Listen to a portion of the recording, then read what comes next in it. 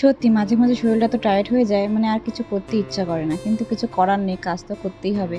তো আজকে সকাল সকাল উঠে ফ্রেশ হয়ে চলে গিয়েছিলাম রান্নাঘরে চা বানানোর জন্য। আজকে আমি চাটা বানাচ্ছি, মা বাইরের কাজ করছিল, আর যেহেতু আজ আমি তাড়াতাড়ি উঠে গিয়েছি তাই চাটা কিন্তু আজ আমিই করে ফেললাম।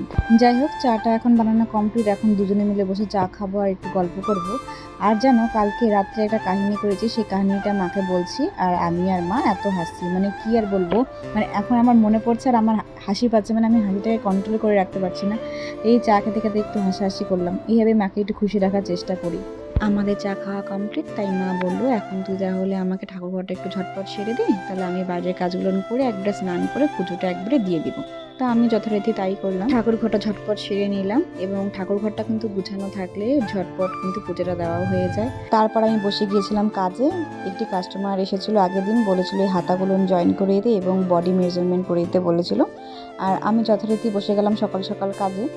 আমি কাজ ফেলে রাখতে একদমই পছন্দ করি না, আমি চেষ্টা করি কাস্টমারকে যে ডেট দিব তার ডেটের আগে কিন্তু কাস্টমারের হাতে জিনিসগুলো তুলে দেওয়ার। আমার পক্ষে কিন্তু সম্পূর্ণ কাজটি কমপ্লিট করে যাওয়া হলো না, যেহেতু সকালে ছিল স্কুল, তাই ঝটপট রেডি হয়ে নিলাম স্কুলে যাওয়ার জন্য।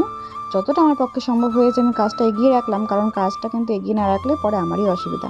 ঝটপট রেডি হয়ে বেরিয়ে পড়লাম স্কুলের উদ্দেশ্যে। আর সঙ্গে নিয়ে গিয়েছিলাম এই ব্লাউজের কাপড়টি, কারণ এই কাপড়ে লাইলিং কিনতে হবে, তাই ঝটপট নিয়ে নিলাম, কারণ আমি প্রতিদিনই আমি লাইলিংটা আনার কথা ভাবি এবং ভুলে যাই। তাই তারপর স্কুল শেষ করে আবার বাড়িতে চলে এসেছি। বাড়িতে এসে দুপুরে খাওয়া দাওয়া করে রেস্ট করে টিউশন পড়িয়ে আবার বসে গেলাম সেলাইয়ের কাজে।